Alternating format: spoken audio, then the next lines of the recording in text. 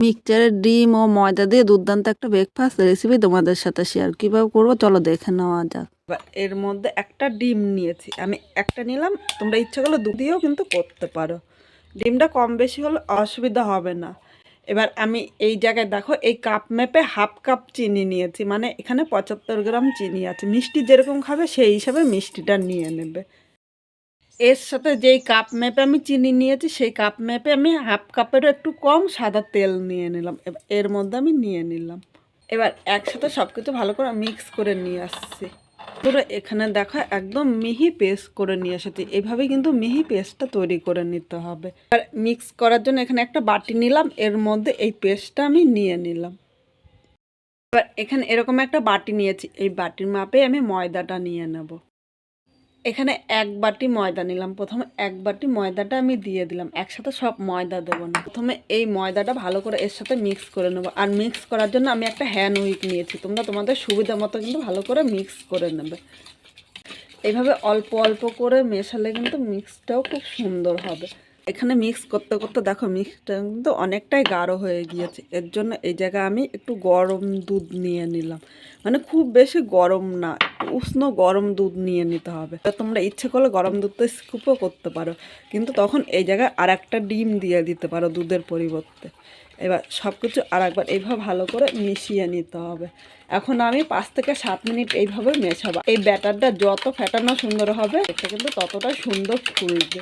বন্ধুরা ব্যাটারটা 5 মিনিট দেখো মিক্স করে নিয়েছে, আর ব্যাটারটা সামান্য একটু পাতলা হয়েছে। এতটা পাতলা হলে কিন্তু ভালো হবে না। এই জায়গায় দেখো সামান্য একটু ময়দা নিয়ে নিলাম, আবারও অল্প ময়দা ছড়িয়ে দিলাম, ময়দাটা মিশিয়ে নেব।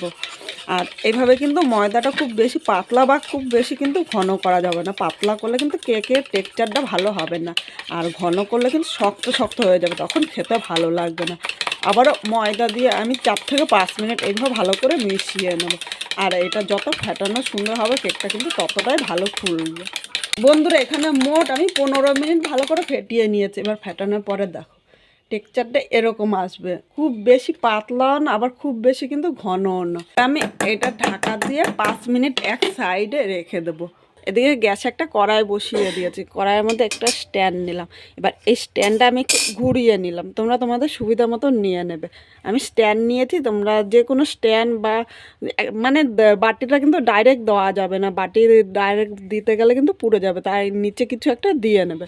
এবার এইভাবে ঢাকা দিয়ে ফিটে আমি 5 মিনিট গরম করে নেব। এর মধ্যে চলো ব্যাটারটা আমি বাটির মধ্যে নিয়ে নেব। এবার এখানে এরকম একটা বাটি নিয়েছি, এই বাটির মধ্যে আমি সামান্য একটু তেল নিয়ে নিলাম। এই তেলটা বাটির চারি সাইডে ভালো করে লাগিয়ে নিতে হবে। সকালবেলা ব্রেকফাস্টে বা আমাদের অনেক সময় কেক খেতে ইচ্ছা করে, বাড়ির বাচ্চারা কিন্তু বায়না করে, ওদের এইভাবে করে দিতে পারেন, ওরাও কিন্তু খুব পছন্দ করবে। তেলটা ভালো করে মেখে নিয়েছি। এবার দেখো সামান্য একটু ময়দা নিলাম, এর মধ্যে ময়দাটা নিয়ে নিলাম। পুরো বাটিতে এই ময়দাটা ভালো করে এইভাবে ছড়িয়ে নেব। এবার বাটির মধ্যে যে এক্সট্রা ময়দাটা আছে সেই ময়দাটা আমি ঝেড়ে পরিষ্কার করে নেব। বাটির মধ্যে কিন্তু আর এক্সট্রা ময়দা নেই। এখানে ব্যাটারটা আমি আর একবার একটুখানি ভালো করে ফেটিয়ে নেব। আর এই ব্যাটারটা যত ফেটানো ভালো হবে ততই কিন্তু কেকটা ভালো সুন্দর ফুলবে। বন্ধুরা এখানে হাফ চামচ বেকিং সোডা ও হাফ চামচেরও হাফ আমি বেকিং পাউডার দিয়েছিলাম। এখানে ভিডিওটা এডিট করতে গিয়ে দেখি সেই ভিডিওটা স্কিপ হয়ে গিয়েছে, অবশ্য তোমরা দিও। আর এর সাথে একটু ভ্যানিলা এসেন্স দিয়েছি, তাহলে ডিমের গন্ধটা কিন্তু থাকবে না।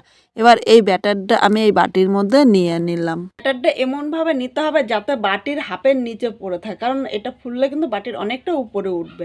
আর এর যদি হাফের উপরে নিই তাহলে বাটিটার উপর দিয়ে কেকটা কিন্তু উপর দিয়ে পড়ে যাবে, তখন কিন্তু ভালো লাগবে না। এবার কেকটা এইভাবে একবার ট্যাপ করে নেব, যদি ভিতরে একটু ফাঁকা থাকে সেটা কিন্তু ট্যাপ করলে ঠিক হয়ে যাবে।